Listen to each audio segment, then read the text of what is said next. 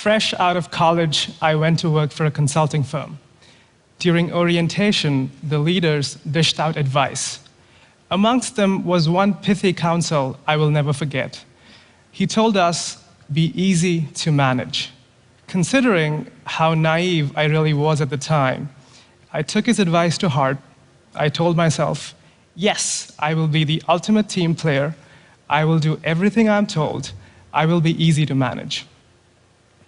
It wasn't until I arrived in graduate school and witnessed firsthand the criminal actions of scientists and engineers in the water crisis in Flint, Michigan, that I realized how dangerous and yet surprisingly common this line of thinking really is. Make no mistake, the Flint water crisis is one of the most egregious environmental injustices of our time. For over 18 months, 100,000 residents, including thousands of young children, were exposed to contaminated drinking water with high levels of lead. Lead is a potent neurotoxin which causes cognitive and developmental disabilities and is especially harmful to growing fetuses and young children. We've known about its dangers since the Roman Empire. Amongst a whole host of health issues, 12 people died by contracting Legionnaire's disease. Flint's water infrastructure, the complex network of underground pipes, has been severely damaged. And while the water quality is slowly improving and the pipes are being replaced now, more than 2 years later, the water is still not safe to drink. So people are still in shock. They ask themselves, how could this have happened? The short answer is the crisis began when an emergency manager appointed by Michigan's governor decided to switch their water source to a local river to save money.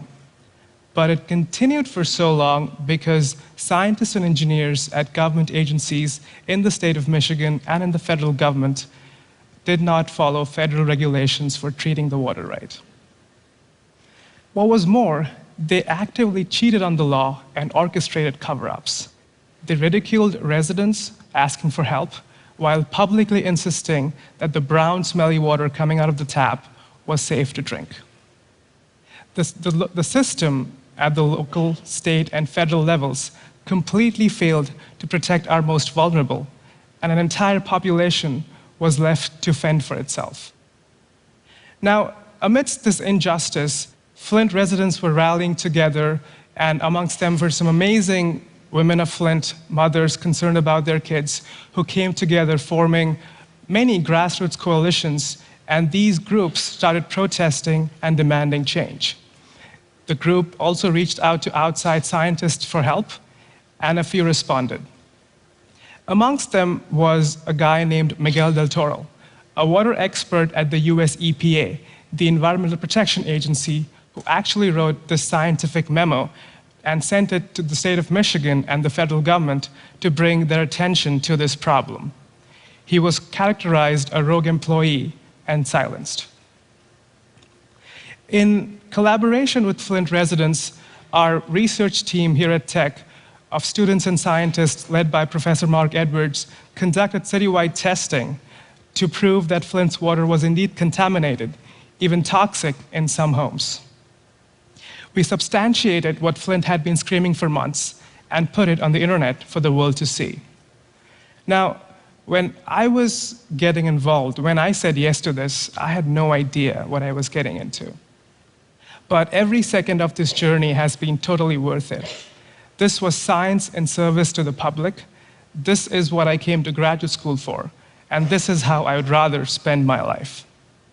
And so this coalition, this unlikely coalition of citizens, pastors, journalists, and scientists came together to uncover the truth using science, advocacy, and activism.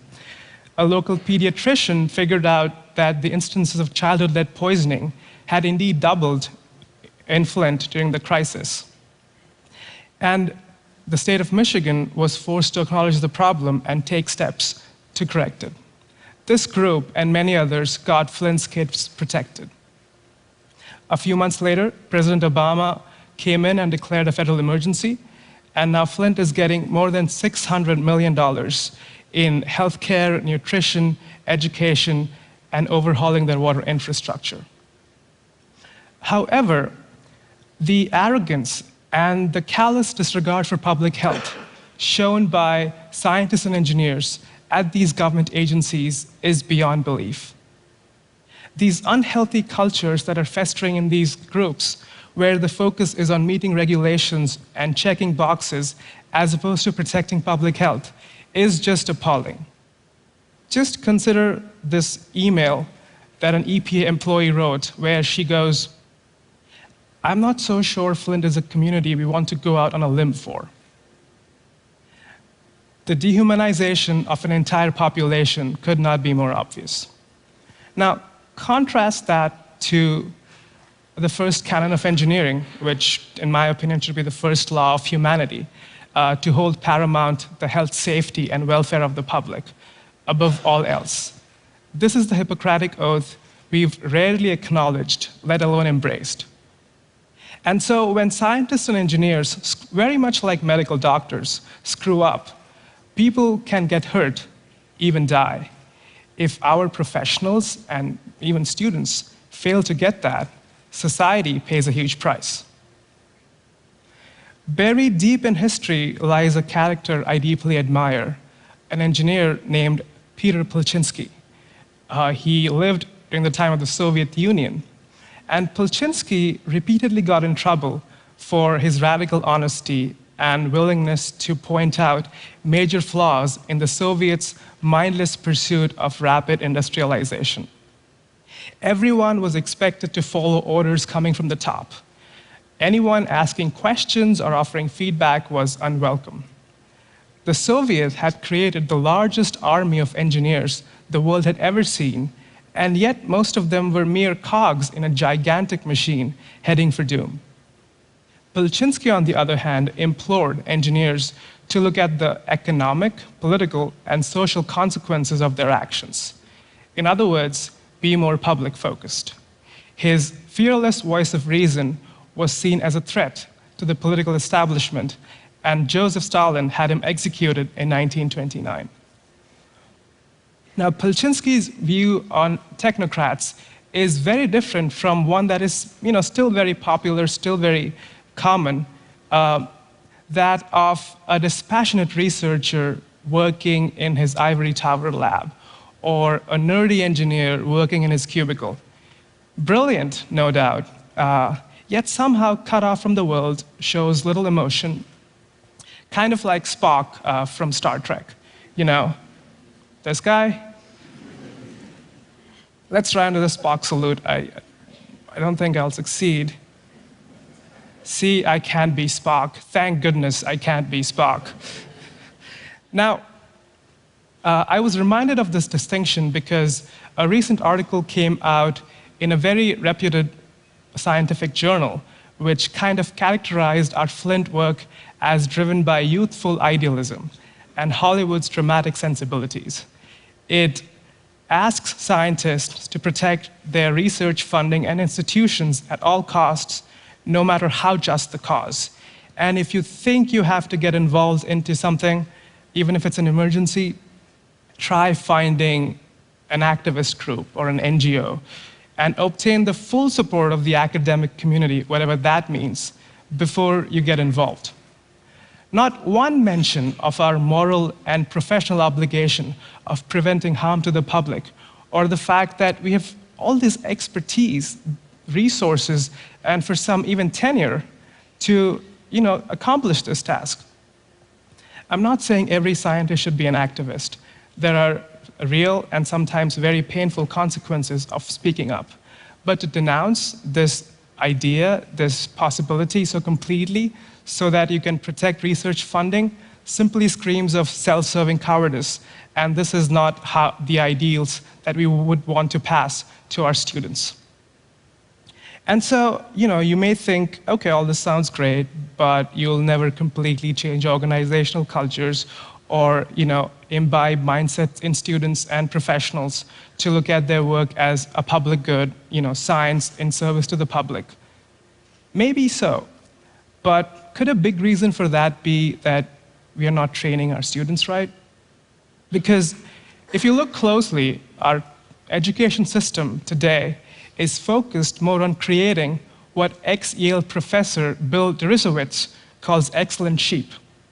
Young people who are smart and ambitious, and yet somehow risk-averse, timid, directionless, and sometimes full of themselves.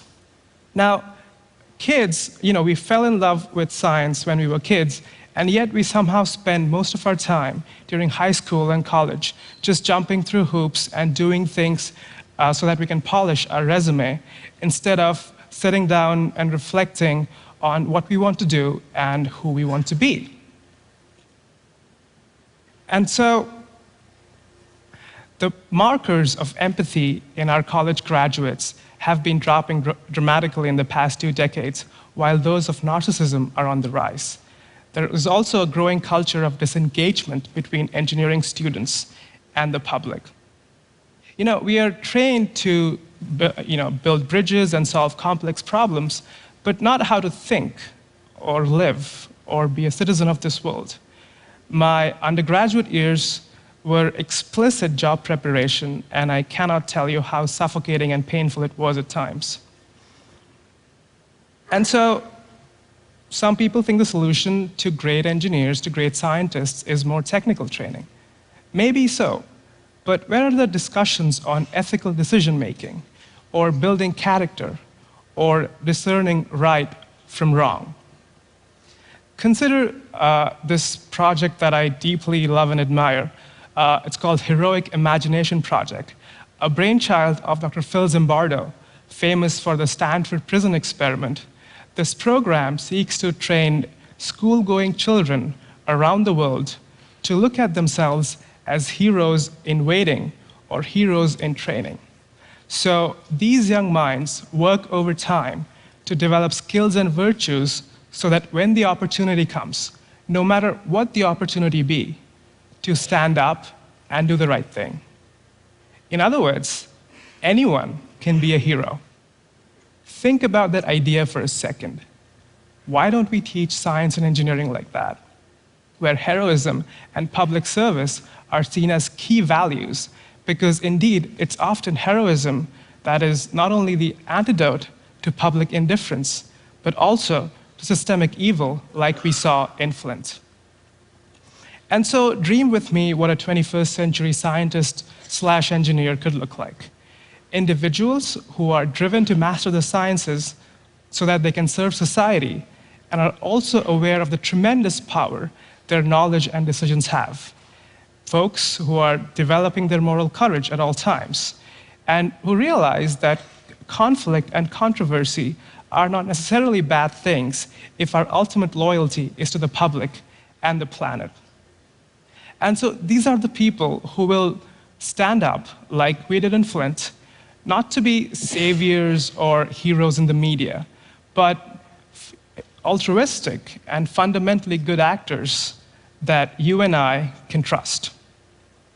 Imagine fostering such a public-focused mindset in classes, on service trips, and during activities, during college, or even high school, so that these young minds will hold on to those ideals when they actually enter the real world, whether that be consulting, academia, policymaking, or even becoming the president of a country. Some of mankind's greatest challenges lie ahead of us. Contaminated drinking water is just one example. We could definitely use more. Nay, we desperately need more compassionate upstanders and public-focused scientists and engineers who will strive to do the right thing and not be easy to manage. Thank you.